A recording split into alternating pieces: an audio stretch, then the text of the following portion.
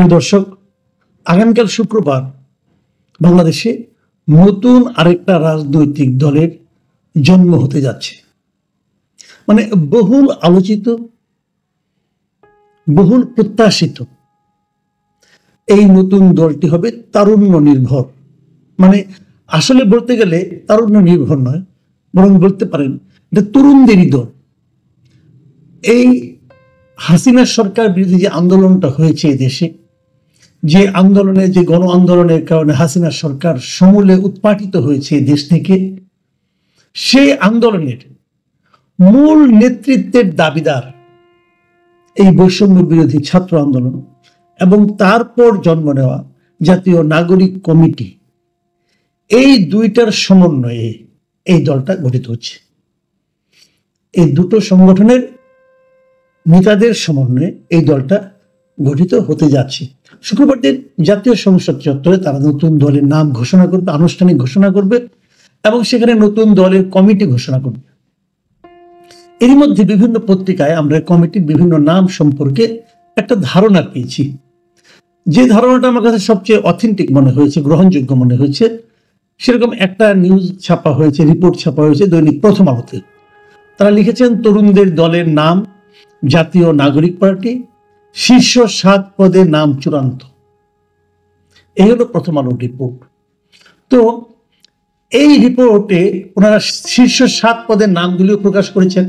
যদিও এগুলো আনুষ্ঠানিকভাবে প্রকাশিত হয়নি, কিন্তু ওদের সোর্সের মাধ্যমে এবং এই কমিটির শীর্ষ পর্যায়ের নেতাদের সঙ্গে আলোচনার মাধ্যমে, আলোচনার উপর ভিত্তি করে প্রথম আলোর রিপোর্টাররা নামগুলিও প্রকাশ করেছেন। আমি ওই রিপোর্টের মাধ্যমে প্রাপ্ত নামগুলি আপনাদেরকে বলছি।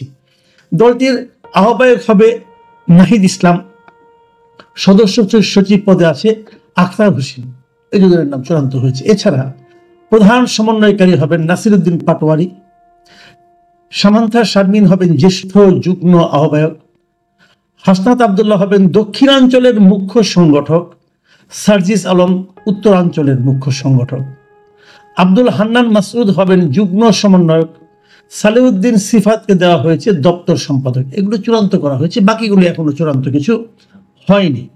এর আগে ওদের গুরুত্বপূর্ণ 6টি পদের জন্য জামাতে ইসলামের যে ছাত্র সংগঠন ইসলামী ছাত্র শিবির, তার 2জন সাবেক নেতাকে মনোনীত করা হয়েছিল, তাদের নাম শোনা গিয়েছিল। কিন্তু গতকাল ছাত্র শিবিরের সাবেক 2 সভাপতি, ঢাকা বিশ্ববিদ্যালয়ের সভাপতি, তারা গতকাল ফেসবুকে স্ট্যাটাস দিয়ে বলেছেন তারা এই দলের সঙ্গে আলটিমেটলি থাকছেন না। এটা যে আদর্শিক কারণে তারা চলে যাচ্ছেন তা বোধ হয় নয়, তারা হয়তো প্রত্যাশিত পদ না পাওয়ার কারণে চলে যাচ্ছেন, এরকম হওয়ার সম্ভাবনাই বেশি। বিষয়টা এখনো ক্লিয়ার না। যে এরকম একটা পার্টি হচ্ছে, আমার মনে হয় এদেশের মানুষের জন্য নতুন একটা পার্টি হওয়াটা অত্যন্ত গুরুত্বপূর্ণ বিষয়। আমি নিজেও সবসময় চেয়েছি যে আমাদের সেই যে 2 অথবা 2.5টা প্রার্থী, আরেকটা পার্টি থাকে, মানে আওয়ামী লীগ, বিএনপি আর জামাতের কিছু প্রার্থী। জামাত সবার সময় তো প্রার্থীও দিতে পারে না অনেক সময়। তো এরকম একটা পরিস্থিতিতে যখন আমরা ভোট দিতে চাই, আমাদের কাছে কিন্তু পর্যাপ্ত সংখ্যক বিকল্প থাকে না। আমাদের ওই 2-3টার মধ্যে বেছে নিতে হয় যে আমরা কাকে ভোট দেব। আমরা একটা কার্যকর বিকল্প সবসময় প্রত্যাশা করেছি, যে একটা ভালো দল এলে, তৃতীয় একটা দল এলে, আরেকটা ধারা এলে বোধ করি আমরা ভালোই হবে আমাদের জন্য। এরকম একটা প্রত্যাশা সবসময় আমাদের মধ্যে ছিল, সাধারণ মানুষের মধ্যেও ছিল। এবং যখন এই ছাত্ররা আন্দোলনের দাবিদার হতে থাকলো এবং এই আন্দোলনটা সফল হলো, আমরা অনেকেই ভেবেছিলাম হয়তো এবার আমাদের সেই প্রত্যাশাটা পূরণ হবে। তো এই যে নতুন দলটা হচ্ছে, এই দলটাকে আমাদের সেই প্রত্যাশাকে পূরণ করতে পারবে? আমি জানি না আপনারা কে কি ভাবছেন, কিন্তু আমি নিজে খুব একটা আশাবাদী হতে পারছি না কয়েকটা কারণে। সেই কারণগুলো বলার জন্য আজকে এই আলোচনার অবতারণা। কারণগুলি হলো, মূলত এই পার্টিটার গায়ে এরই মধ্যে কিংস পার্টি এই তকমা লেগে গেছে, এই লেবেলটা লেগে গেছে অলরেডি। নতুন করে কেউ লাগিয়ে দেয়নি, তারা নিজেরাই লাগিয়ে নিয়েছে। কিংস পার্টি কেন, সেই ব্যাখ্যাটা একটু যাই। সেই ব্যাখ্যাটা হলো যে এই দলটা যে গঠন করা হয়েছে, বর্তমানে যারা সরকারে আছেন, মানে ডক্টর ইউনূসের যে সরকার, ডক্টর ইউনূস নিজেই এই পার্টির গঠনের সঙ্গে জড়িত। মানে উনি এটাকে মূলত আমি বলবো উপদেষ্টা এই দলের, আমার বিবেচনায়, আমার ভাষায়। কারণ এই দলটা গঠন করার ক্ষেত্রে ওরা একটা ভূমিকা আছে। উনি ছাত্রদেরকে উৎসাহ দিয়ে এই দলটা গঠনে প্ররোচিত করেছেন, উৎসাহিত করেছেন। এই কথা উনি নিজেও একটা সাক্ষাৎকারে স্বীকার করেছেন। এবং এই দলটার প্রধানের দায়িত্ব নিচ্ছেন যিনি, নাহিদ ইসলাম, উনি দীর্ঘদিন গত 6-7টা মাস উনি ডক্টর ইউনূসের উপদেষ্টা পরিষদে ছিলেন।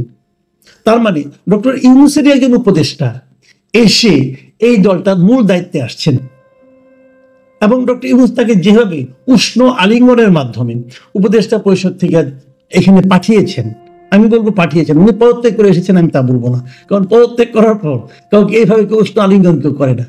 তো ওনাকে এরকম আলিঙ্গন করে বিদায় দিয়ে তারপরে ওনার 2 প্রেস সেক্রেটারি এবং ডেপুটি প্রেস সেক্রেটারিকে পাশে বসিয়ে নাহিদ ইসলাম যেভাবে সাংবাদিকদের বিভিন্ন প্রশ্নের জবাব দিয়েছেন, তাতে মনেই হয়েছে উনি আসলে এখনো সরকারের একটা অংশ এবং সরকারের সেই লোকটা এসে এই দলের দায়িত্ব নিয়েছে। কাজে আমি ভাবতেই পারি যে এই উপদেষ্টা মণ্ডলী এই দলটার, এই নতুন যে দলটা হতে যাচ্ছে তাদের অভিভাবক হিসাবে সরকারে থাকছেন, যে কারণে এই দলটা আমার ধারণা আগামী নির্বাচনী প্রচার এবং সমস্ত কর্মকাণ্ডে প্রশাসনের কাছ থেকে অন্যান্য যে কোনো দলের চেয়ে বেশি আনুকূল্য পাবে, এটা আমার ধারণা। আপনি মিলিয়ে নেবেন পরে। তো সেই হিসাবে এটাকে আমি কিংস পার্টি বলতেই পারি। এবং আমার বিবেচনায় বাংলাদেশে কিংস পার্টির ভবিষ্যৎ খুব একটা ভালো সাধারণত হয় না। অনেকে হয়তো বলবেন কেন, বিএনপি তো কিংস পার্টি ছিল, জাতীয় পার্টি তো কিংস পার্টি ছিল। হ্যাঁ ছিল, সেটা আবার অন্য একটা হিসাবটা আমি বলি। বিএনপি যখন কিংস পার্টি হয়, মানে এটা জিয়াউর রহমান নিজেই পার্টিটাকে গঠন করেছে বিভিন্ন প্রক্রিয়ার মাধ্যমে, কিন্তু প্রথমে জাগদল, পরে জাতীয়তাবাদী ঐক্য ফ্রন্ট, তারপরে জাতীয়তাবাদী ফ্রন্ট, তারপরে জাতীয়তাবাদী দল, অনেকগুলি স্টেপ পেরিয়ে উনি কাজটা করেছেন। এবং যখন এই দলটা চলেছে তখন কিন্তু তার মাথায় দেশের প্রেসিডেন্ট ছিলেন, প্রেসিডেন্ট নিজেই এই দলের সঙ্গে ছিলেন, সরাসরি ছিলেন। জাতীয় পার্টিরও একই অবস্থা, প্রেসিডেন্ট এরশাদ জাতীয় পার্টি প্রেসিডেন্ট অবস্থায় গঠন করেছেন এবং প্রথম দিন থেকে উনি এটা সব চেয়ারম্যান হিসেবে ছিলেন। কিন্তু এখানে কিন্তু কিং নিজেই দলের সঙ্গে থাকছেন না, কিং আড়ালে থাকছেন। সাধারণত কিংস পার্টি বলতে এই আড়ালে থাকা, প্ররোচনা, উৎসাহ অথবা উদ্দীপনা অথবা অর্থ সাহায্য, বিভিন্ন রকম সাহায্যের সহযোগিতার মাধ্যমে কিং যখন দল গঠন করেন সেটাকে আমরা কিংস পার্টি বলছি। যে নাকি 1-11 সময় আমরা দেখেছিলাম ফেরদৌস আহমেদ কুরেশি একটা গঠন করতে গিয়েছিল, সেটা ভবিষ্যৎ খুবই জঘন্য হয়েছিল। যা হোক, এভাবে আরেকটা দল হতে যাচ্ছে। এই দল শেষ পর্যন্ত এই তকমাটাকে, মানে কিংস পার্টির তকমাটাকে নিজের গা থেকে ঝাড়তে পারবে কিনা আমি জানি না। দ্বিতীয় আরেকটা দুর্বলতা আমি বলি, এই দলটা কি সারা দেশের মানুষের মধ্যে তাদের শিকড় মানুষের মধ্যে ছড়িয়ে দিতে পেরেছে? একটা বৃক্ষ যখন বড় হয়, আপনি কিন্তু বৃক্ষটা কতদিন টিকবে সেটা নির্ভর করে এই বৃক্ষের যতটা উপরের দিকে যাচ্ছেন কেবল সেটুকু দেখে নয়, মাটির নিচে এই বৃক্ষটা শিকড় কতটুকু গিয়েছে সেটাও কিন্তু দেখার একটা বিষয়। শিকড় যত গভীরে থাকবে সেই বৃক্ষের আয়ু তত বৃদ্ধি হবে, সেই বৃক্ষ তত বেশি শক্ত হবে। এই পার্টির শিকড় কি মাটির নিচে ঢুকতে পেরেছে? আমার কাছে মনে হয় না। সাধারণ মানুষের মধ্যে এই নতুন পার্টির কতটা আপনার গ্রহণযোগ্যতা, কতটা দৃঢ়ভাবে তারা এই পার্টিকে নিজের পার্টি মনে করবে, এটা নিয়ে আমার কিন্তু প্রচুর সন্দেহ আছে। তরুণদের মধ্যে শুরুর দিকে ছিল, সেটাও এখন কতটুকু টিকে আছে আমি জানি না। আমার কাছে মনে হয় তরুণরাও এরই মধ্যে এদের ব্যাপারে, সমন্বয়কদের ব্যাপারে যে নামগুলি আমি দেখলাম তাদের ব্যাপারে তাদের মোহভঙ্গের একটা ব্যাপারটা আমরা দেখতে পাচ্ছি। বিশেষ করে বেসরকারি বিশ্ববিদ্যালয়ের স্টুডেন্টদের মধ্যে তাদের সঙ্গে বিদ্রোহটা, এটাও কিন্তু এখন দৃশ্যমান হয়ে উঠেছে। এটা কেন বললাম সেটাও বলি। দেখুন আপনারা, এই যে আমরা যে কজনের নাম বললাম, এদের মধ্যে আমার বিবেচনা নাহিদ ইসলাম, আখতার হোসেন, নাসিরুদ্দিন পাটোয়ারি, সামান্তা শারমিন, হাসনাত আবদুল্লাহ, সার্জিস আলম, আব্দুল হান্নান মাসুদ, আমি 7 জনের কথা বলতে পারি। 7 জনের সবাই কিন্তু ঢাকা ইউনিভার্সিটির। তার মানে আন্দোলনে অনেক ইউনিভার্সিটি ছিল, সারা দেশের সবগুলি পাবলিক ইউনিভার্সিটি ছিল, সারা দেশের সবগুলি বেসরকারি ইউনিভার্সিটি ছিল তো। বেসরকারি বিশ্ববিদ্যালয়গুলির ভূমিকা খুবই বেশি ছিল। যখন আন্দোলনের শেষ পর্যায়ে তখনও তারা নেমেছিল। বেসরকারি বিশ্ববিদ্যালয়ের স্টুডেন্টরা কিন্তু বিসিএস এর কোটার জন্য আন্দোলন করেনি, তারা আন্দোলন করেছিল যে তাদের ভাইয়ের গায়ে কেন গুলি করা হলো, এই প্রতিবাদে আন্দোলন করেছিল। তাদের আন্দোলনটা ছিল জেনুইন আন্দোলন, সরকার পতনের আন্দোলন। আর ঢাকা ইউনিভার্সিটির স্টুডেন্টদের আন্দোলনটা ছিল কোটার আন্দোলন। মাথায় রাখতে হবে আপনাদের, তারা ছিল, কিন্তু তাদের কোনো প্রতিনিধিকে কিন্তু এই দলে রাখা হয়নি, সব ঢাকা ইউনিভার্সিটি। তাহলে আমি এটা বরং বলতে পারি তরুণদের দল আমি বলবো না, আমি বলবো ঢাকা ইউনিভার্সিটি কেন্দ্রিক তরুণদের দল। আবার যদি অন্যভাবে বলি, দেখেন এই যে এত বড় একটা আন্দোলন হলো, বিভিন্ন ইউনিভার্সিটির ছেলেরা মারা গেছে, মেয়েরা মারা, অনেকে মারা গেছে। ঢাকা ইউনিভার্সিটি মারা গেছে কয়জন? একজনও না। যে বিশ্ববিদ্যালয়ের আন্দোলনের কারণে বিশ্ববিদ্যালয়ে একজন লোক মারা গেল না, সেই বিশ্ববিদ্যালয় সবগুলি পদ দখল করলো। এই আন্দোলন কতটুকু জাতীয় পর্যায়ে প্রভাব বিস্তার করতে পারবে আমার সন্দেহ আছে। আরেকটা জিনিস কোনটা, সেটা হলো যে এই যে সরকারের সঙ্গে যে একটা সম্পর্ক আমরা দেখেছি, কিন্তু হাসনাত আব্দুল্লাহ, সার্জিস আলম এরা সহ অন্যান্য সমন্বয়কদের সঙ্গে সরকার প্রশাসনে কিন্তু একটা দহরম মহরম সম্পর্ক তখনও দেখেছি, এখনো দেখছি, আগামীতে দেখবো হয়তোবা। এই সব মিলিয়ে এটা আলটিমেটলি সাধারণ মানুষের মনে কতটুকু ইতিবাচক প্রভাব ফেলতে পারবে, এটা নিয়ে আমার একটা সন্দেহ আছে। আমি সবসময় চাই, আমি এই দলটার আগে আবারও বলি, আমি এই দলটার ভালো কামনা করি। আমি মনে করি এই দলটা আগামীতে কতটুকু ভালো করতে পারবে সেটা নির্ভর করবে তারা সরকার থেকে কতটা নিজেদেরকে বিচ্ছিন্ন করতে পারবে, নিজেদের জনগণের দল হিসেবে প্রমাণ করতে পারবে তার উপর। কিন্তু সেটা কি তারা পারবে? যদি পারে ভালো করবে, যদি না পারে খুবই খারাপ করবে।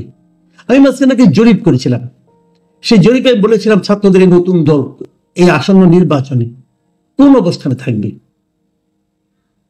এখানে প্রথম অবস্থান, দ্বিতীয় অবস্থান, তৃতীয় অবস্থান এবং কোনো অবস্থানই না, এরকম অপশন ছিল। আমার বেশিরভাগ দর্শক বলেছিল এরা কোনো অবস্থানেই থাকবে না। এটা মিথ্যা হোক, এই জরিপের ফল মিথ্যা প্রমাণিত হোক, এটাই আমি চাই।